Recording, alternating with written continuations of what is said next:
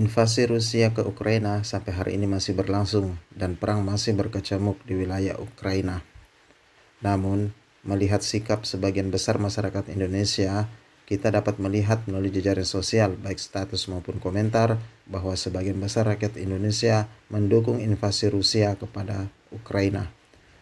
Hal ini cukup berbeda ketika melihat bagaimana konflik antara Palestina dan Israel, termasuk beberapa konflik di berbagai belahan dunia lainnya. Sikap masyarakat Indonesia justru terbalik. Nah, pertanyaannya, apa yang menyebabkan sebagian besar masyarakat Indonesia cenderung mendukung invasi Rusia terhadap Ukraina? Penyebab pertama adalah adanya kecenderungan warga Indonesia untuk memperlihatkan sikap anti-Amerika atau sikap anti-Barat.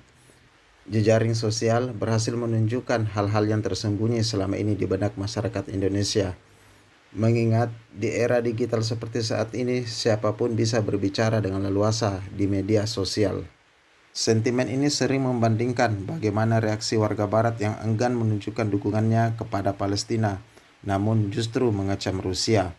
Hal serupa juga dapat ditemui pada masyarakat Cina yang menempatkan Rusia sebagai kekuatan untuk melawan Barat yang hipokrit.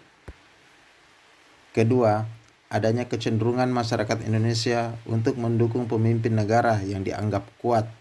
Vladimir Putin atau Presiden Rusia sudah lama digambarkan sebagai sosok pemimpin yang sangat kuat, hipermaskulin, dan sangat meyakinkan.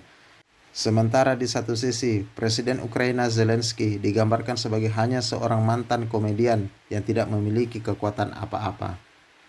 Hal ini cukup sejalan dengan kondisi politik Indonesia hari ini, yang mana sosok pemimpin yang ideal adalah sosok pemimpin yang nasionalis dan populis menjadi poin penting dalam pemilu pada tahun 2014 dan tahun 2019 di Indonesia.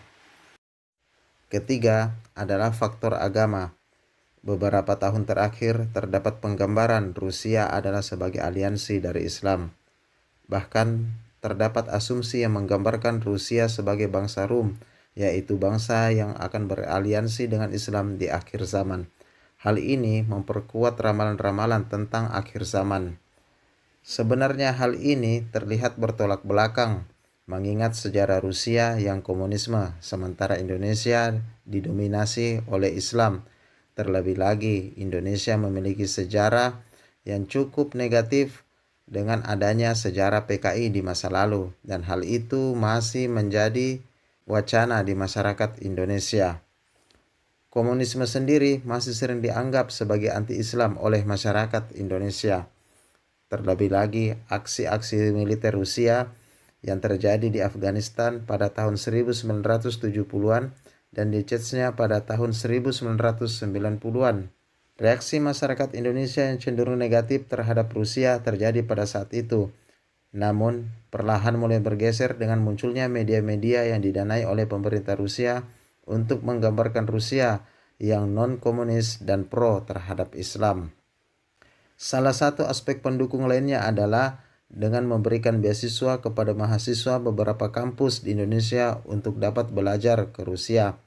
Hal ini juga berdampak terhadap dukungan sejumlah akademisi pro-Rusia yang mengulang aspek-aspek propaganda Rusia dalam karya ilmiah mereka.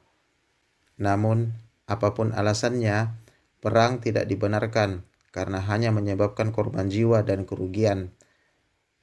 Orang-orang boleh saja mengutuk aksi-aksi hipokrit dan aksi militer Barat terhadap sejumlah negara, namun juga tidak dibenarkan ketika mendukung Rusia melakukan invasi kepada Ukraina yang menyebabkan banyak penderitaan, utamanya bagi masyarakat.